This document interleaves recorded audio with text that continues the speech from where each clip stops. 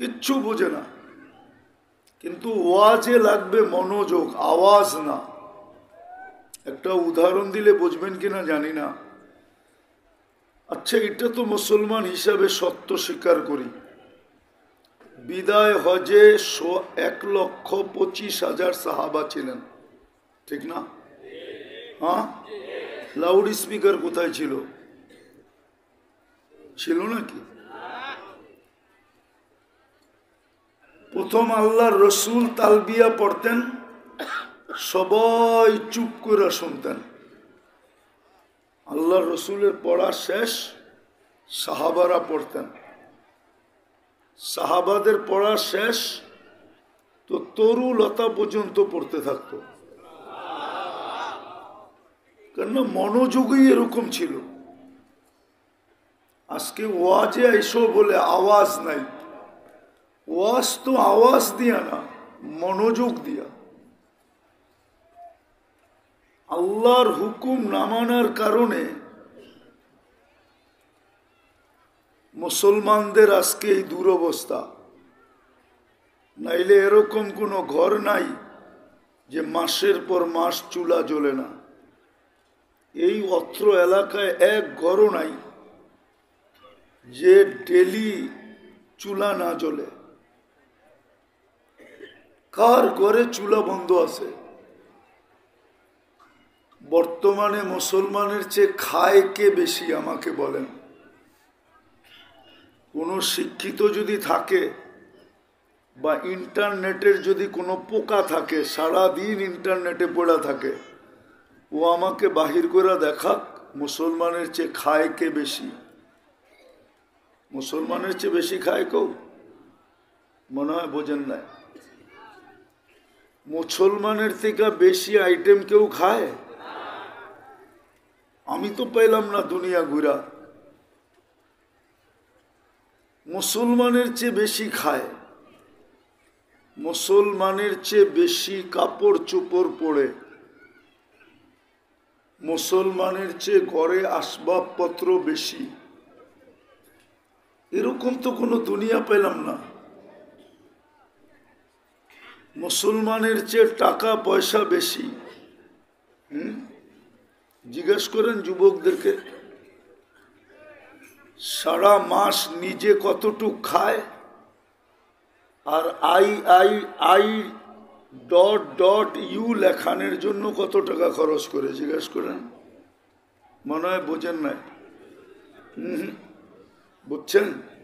ওরা বুঝছে, ওরা যুবকরা বুঝা ফেলছে।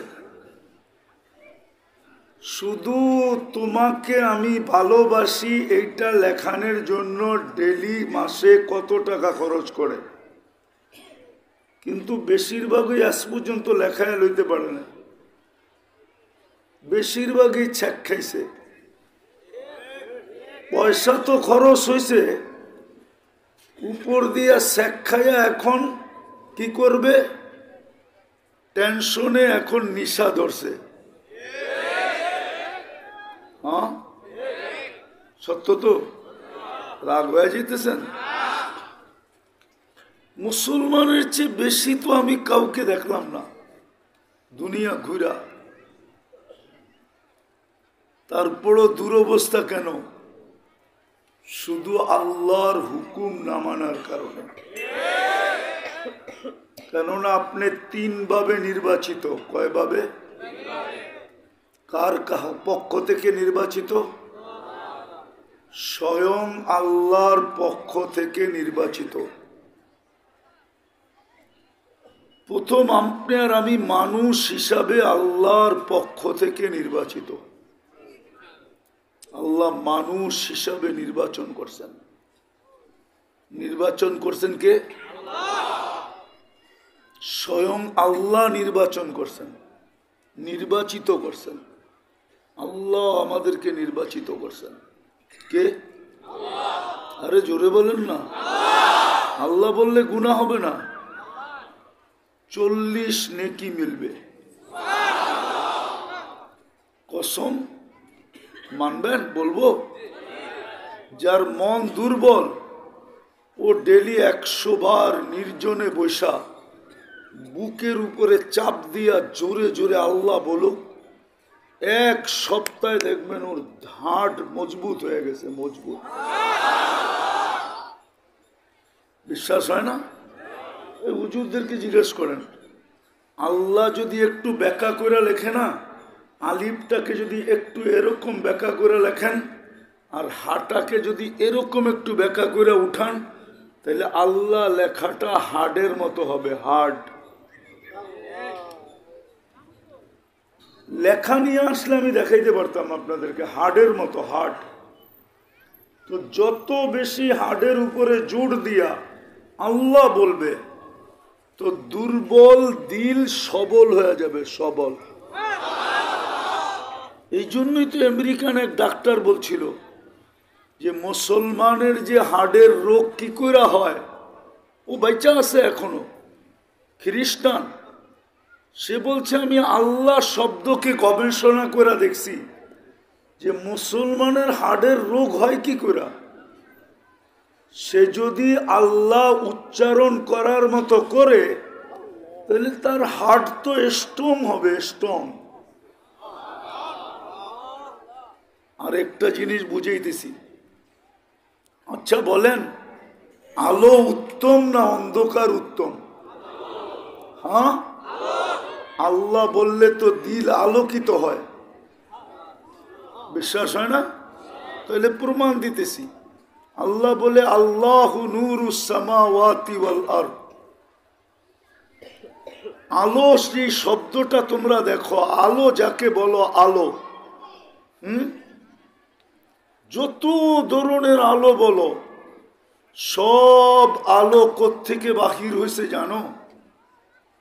যেমন আপনাকে যদি বলি ঝর্ণা, এটা কোত্থেকে বাহির হয়? আরে বলেন না, পাহাড় থেকে সব ঝর্ণা বাহির হয়, ঠিক না? আল্লাহ বলে সমস্ত আলো আমি আল্লাহ শব্দের থেকে বাহির হয়েছে।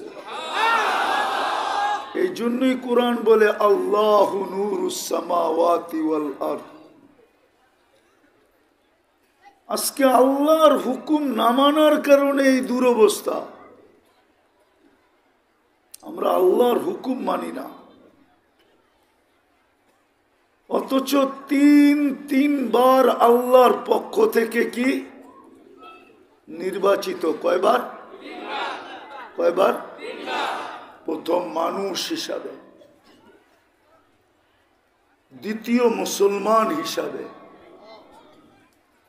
তৃতীয় উম্মতে মুহাম্মদী হিসাবে। এক ব্যক্তি কয়বার নির্বাচিত? কয়বার? কার পক্ষ থেকে?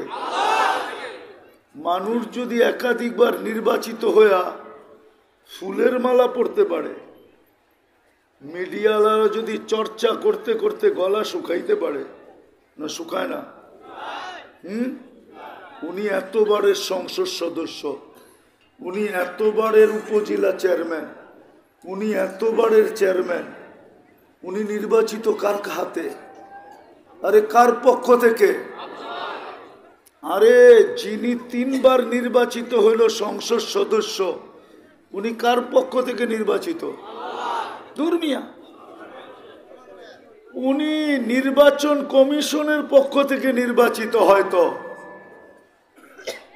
আর না হইলে জনগণের পক্ষ থেকে, ঠিক না? নাইলে রাষ্ট্রের পক্ষ থেকে, ঠিক না? আপনি কার পক্ষ থেকে নির্বাচিত? আল্লাহর পক্ষ থেকে নির্বাচিত। আল্লাহ নির্বাচন করছে। কে? কোন আল্লাহ? আল্লাহ তো চিনে না, একজনও তো এখানে নাই যে 99 নামের অর্থ কোনোদিন দেখছে। বলুক, কোন পীরের মুরিদ বলুক, কোন তিন চিল্লা আলা বলুক, কোন চিল্লা আলা বলুক, কোন জেনারেল শিক্ষিত বলুক যে আমি 99 নামের অর্থ দেখছি। তাহলে আপনি আল্লাহ চিনবেন কোত্থেকে? আল্লাহ নিজেকে চিনানোর জন্যই তো 99 নামের নাম আমাদেরকে শিখাইছেন, 99 পদবি ধারণ করছেন। তাইলে তো আল্লাহর দরকার ছিল না। আল্লাহ তো আল্লাহ, আল্লাহর কি প্রয়োজন ছিল আমাদেরকে পয়দা করার? কি বলেন, প্রয়োজন ছিল না? মনে হয় প্রয়োজন ছিল, ঠিক না? নাইলে আল্লাহ বলতো কে, ঠিক না? ফেরেশতা তো বলতেছিল নাহনু নুসাব্বিহু ওয়া নুকাদ্দিসু লাক। আপনি জানেন ফেরেশতার সংখ্যা কত? চলেন একটু বিজ্ঞান পড়াই, ঠিক না? পড়ামু? বলেন তো প্রথম আকাশ কতটুক লম্বা, কতটুক পাশ?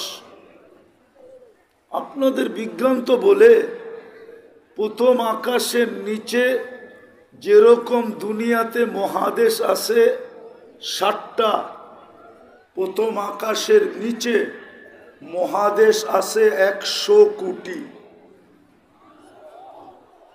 আবার সৌরজগতের মহাদেশ আমাদের মহাদেশের মতো না, এত বড় না। আমি দেখাইতেছি, সৌরজগতের গ্রাম রে বলে ছায়াপথ। কি?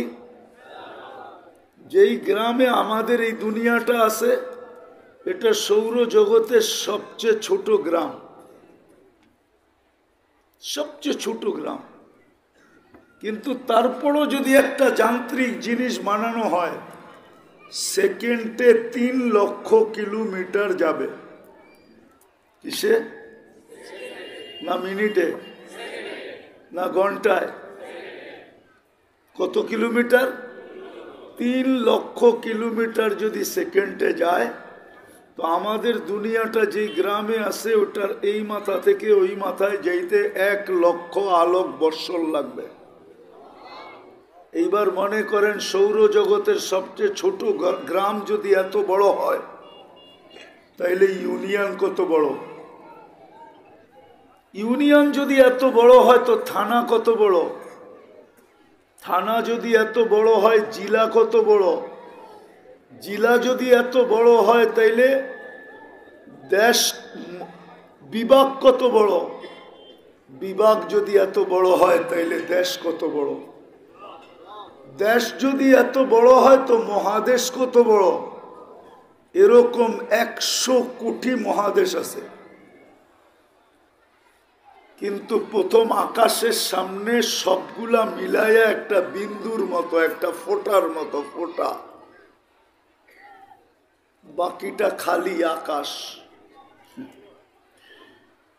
ওই প্রথম আকাশটা আবার দ্বিতীয় আকাশের সামনে দুনিয়ার সবচেয়ে বড় মাঠ যদি নির্বাচন করা হয়, সবচেয়ে বড় মাঠ, আর মধ্যখানে যদি ফুটবলটা রাখা হয়, এটা বললে কোনো ভুল হবে না, সাহারা মরুভূমির মধ্যখানে যদি ফুটবলটা রাখা হয়, তো ফুটবলের তুলনায় সাহারা মরুভূমিটা যেরকম বড়, প্রথম আকাশটার সামনে দ্বিতীয়টা এরকম বড়। 4 আঙ্গুল জায়গা খালি নাই, 4 আঙ্গুল জায়গা। ইল্লা মালাইকাতুন কাইমুন, কেউ দাঁড়ানো, আও রাকিউন, কেউ রুকুতে, আও সাজিদুন, অথবা কেউ সিজদায়, আও জালিসুন, অথবা কেউ বসায়। মিন আউয়ালি খালকিহি ইলা ইয়াউমিল কিয়ামা, জন্ম লগ্ন থেকে কিয়ামতের সকাল পর্যন্ত। ইউসাব্বিহুনা বিতাসবিহি রব্বি, আল্লাহর গুণগানে রত। লা ইয়াগফাল ওয়ালা ইয়ালতাফিত, না বিমুখ হন, না এদিক ওদিক তাকান। তরফাতা আইন, চোখের পলক ঝপতে যতটুক সময় লাগে এতটুক সময়ের জন্য। তাহলে কথা তো সত্যই ছিল, গুণগান কেন গাইবেন? তারপরও আপনি আমি 3বার নির্বাচিত। কার পক্ষ থেকে? কার পক্ষ থেকে? আল্লাহ চিনেন তো? আল্লাহ চিনাইতেছিলাম। মানুষ সেজদা করে বটে, আমার তো বিশ্বাস সৌরজগৎ পড়ানো দরকার, নাইলে বুঝে আসবে না কত বড় আল্লাহর কুদরতি পায়ে মাথা রাখে। সত্য, ওর সামনে আল্লাহু আকবর খোলা আসবে না, ও বুঝবে না আল্লাহু আকবর কাকে বলে, যে কত বড় আল্লাহ আমাকে অনুমতি দিল যে আমি তার কুদরতি পায়ে মাথা রাখতেছি। কোন আল্লাহ আমাকে অনুমতি দিল? সব দরবারের অনুমতি সব সময় থাকে না, সব দরবারের অনুমতি সব সময় থাকে না, কিন্তু আল্লাহ কত বড় আল্লাহ। এই জন্য উচিত ছিল আমার যে আমি সৌরজগৎ পড়াই, কিন্তু সময় নাই। তাইলে বোঝা যেত কত বড় আল্লাহ আমাকে ডাইকা নিজের কুদরতি পায়ে ঝুঁকার অনুমতি দিতেছে, তাইলে বুঝতো। কিন্তু আফসোস তো এখানেই। তারপরও বুঝাইতে চাইতেছি, 99 নাম দেখলেও কিছু বুঝে আসতো যে কোন আল্লাহ আমাকে নির্বাচিত করছে। যুবক একটু ভাবো, আমি ওই দিকেই তোমাদেরকে নিয়ে যাইতেছি, একটু ঘুরায়া। কথা লম্বাও হবে না, সুযোগও নাই লম্বা করার, অল্প সময়ের ভিতরে বুঝাইতে চাইতেছি যে আজকে দুরবস্থা কেন। একটাই কারণ, আল্লাহকে না মানার কারণে দুরবস্থা। আল্লাহকে যদি মানত তাহলে মুসলমানের এই দুরবস্থা হতো না। আল্লাহকে যদি চিনত তাইলে এই দুরবস্থা হতো না, তাইলে এই দুরবস্থা হতো না। যে দুরবস্থা আজকে মুসলমানের, শুধু আমাদের দেশে না, সারা দুনিয়ায়। যার কারণেই তো আজকে যুবকরা বিরক্ত। ওরা ইসলামী সাজে সাজতে চায় না, ওরা তো সারাদিন নেট ঘাটে, এই জন্য ওরা দেখে কিন্তু বলে না। অস্তিত্ব হয়ে গেছে মুসলমানের ঘরে, কি করবে? এই জন্য ওরা ইসলামী সাজকে পছন্দ করে না, যুবক করে না, যুবতী করে না, শিক্ষিত লোকগুলা করে না। অথচ সবচেয়ে বেশি ধার্মিক হওয়ার কথা ছিল যে শ্রেণীগুলা, ওই শ্রেণীগুলা সবচেয়ে বেশি ইসলামের থেকে বিরক্তি বোধ করে। সবচেয়ে ধার্মিক হওয়া উচিত ছিল যুবকের। প্রমাণ দেই, তারপরে জি বলেন, না বুঝা জি বললেন না। কেননা ওকে যে যৌবন দিছে এটা অমূল্য রত্ন। কি এটার কোনো কি নাই? কেননা যৌবন তো কোনো হারবালে পাওয়া যায় না। কলিকাতা হারবালে নাই, মডার্ন হারবালে নাই, চায়না হারবালে নাই, আমেরিকান হারবালে নাই, দুনিয়ার সুপার সুপার হারবালে যৌবন পাওয়া যায় না। যৌবন তো গড গিফটেড, আল্লাহ দিলে পাওয়া যায়, নাইলে পাওয়া যায় না। অমূল্য রত্ন যার কাছে, সে তো এইটা ভাই আল্লাহর সামনে মাথা ঝুঁকায় দেওয়া উচিত ছিল যে মালিক কিছু দিছিস আর না দিছিস, যৌবনটা তো দিছিস, যেটা অমূল্য ধন। ওর তো সবচেয়ে বেশি ধার্মিক হওয়া উচিত ছিল। কিন্তু আমার সমাজে দেখলে তো যুবকরা সবচেয়ে বেশি ধর্মের থেকে দূরে। আরেকটা দেখাইতেছি, এটা তো যুক্তি, আরেকটা প্রমাণ দিতেছি হাদিস দিয়া। যুবকের তো সবচেয়ে বেশি ধার্মিক হওয়া উচিত ছিল, কেননা আল্লাহ যখনই ধার্মিক যুবককে দেখেন তো ফেরেশতাদের ডাইকা সম্বোধন করে বলেন, লাউলা শাবাবা খুশা। এই ধার্মিক যুবকটা যদি জমিনে না থাকতো, লাজালতু সামা হাদিদা, তাইলে আমি আকাশকে বহুত আগে লোহার বানায় দিতাম।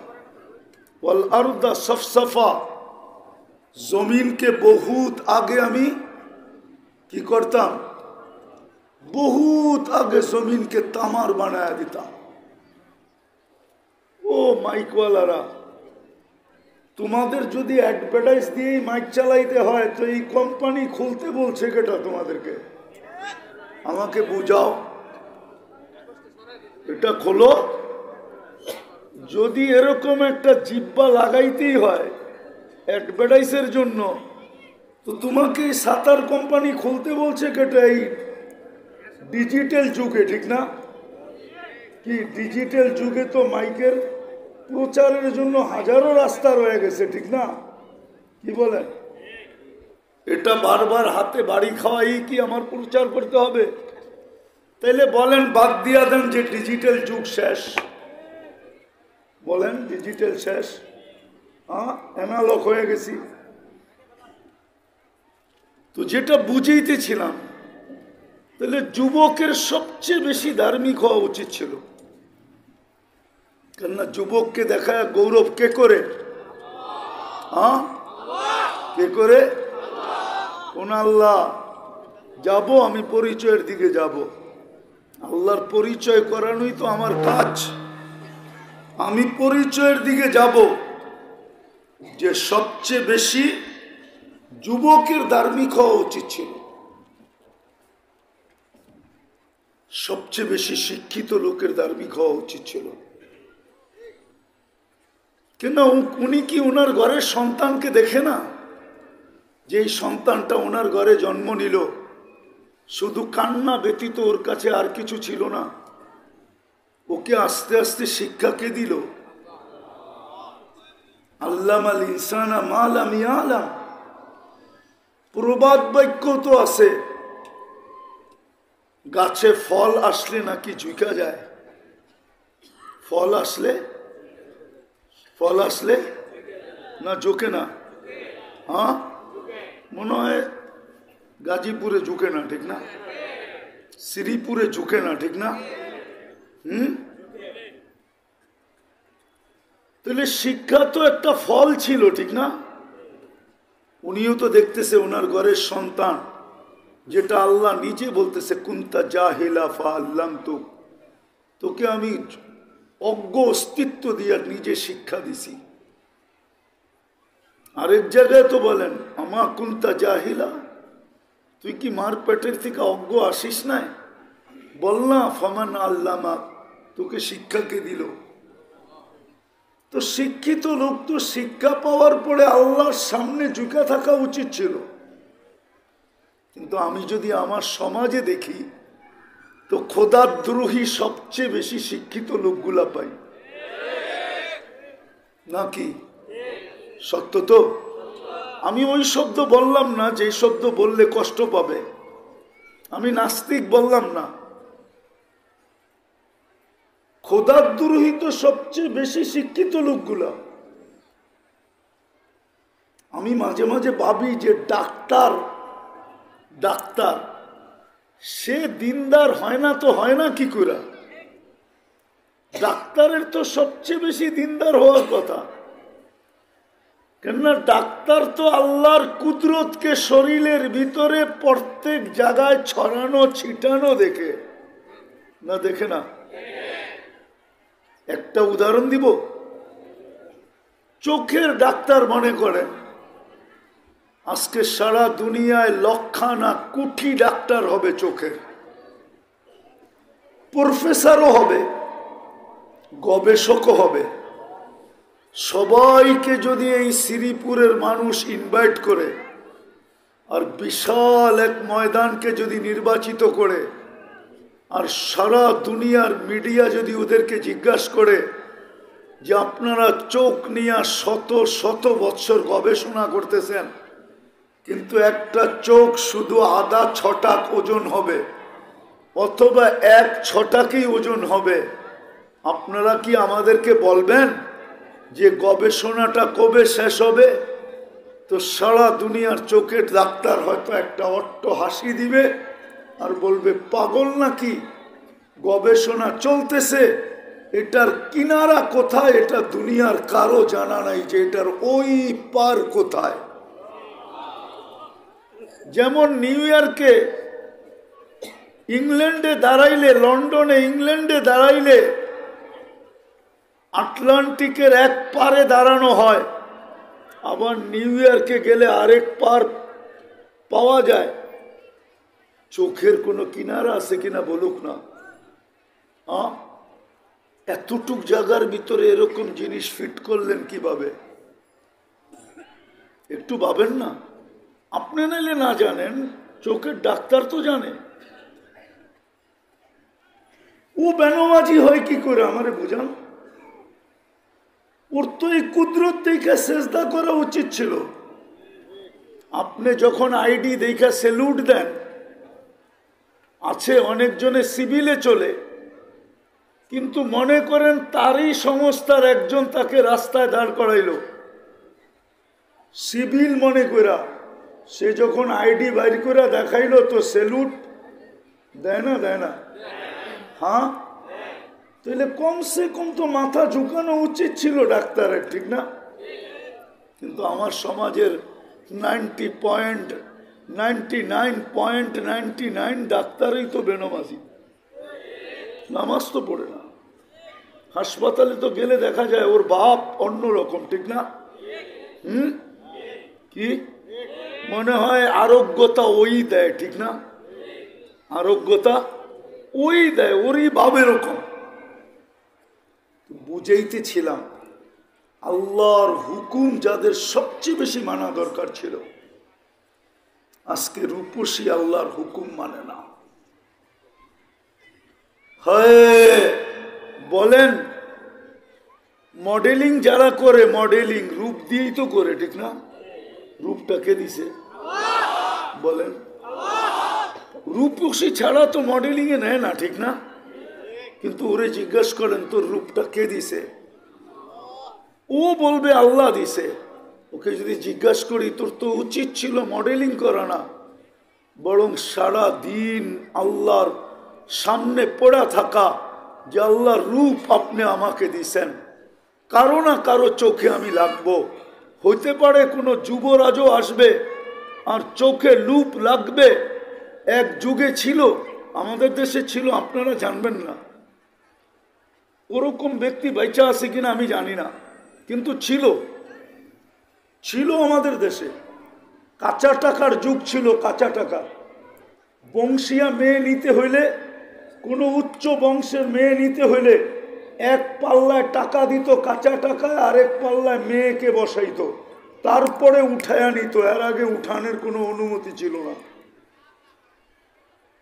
হইতে তো পারতো যে ওর রূপ দেখা কোনো যুবরাজ আইসা এরকম টাকার পাল্লা একদিকে রাইখা ওকে উঠায় নিয়ে যেত। ওর তো বাজারে পণ্য হইতে হইতো না। মডেল মানে কি? আরে বলেন না, শিক্ষিত মানুষদেরকে আমি জিজ্ঞেস করতেছি, বলেন, রাগ হয়েন না। মডেলিং মানে কি? পণ্য না? না পণ্য না? বলেন আপনি। কেউ হয়তো স্বীকার করবে না, পণ্য বলবে না। এখন মিডিয়া খুলে দেখায় দেব।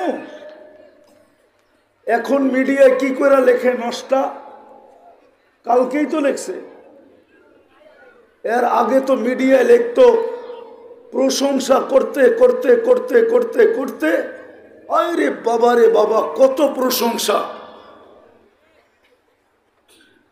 পাশার এপিট আর ওপিট পাল্টায় গেছে।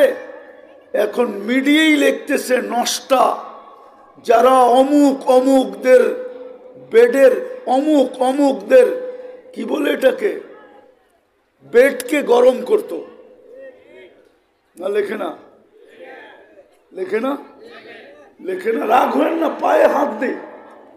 আমার এটা বুঝানোর উদ্দেশ্য না, এটা আমার বয়ানের দাঁত এরকম না। আমি কাউকে ক্রিটিসাইজ করতেছি না, বুঝানোর জন্য। বোঝেন, কাজে দিবে। নাইলে দুরবস্থার শিকার হয়ে আসি, আরো হইতে হবে।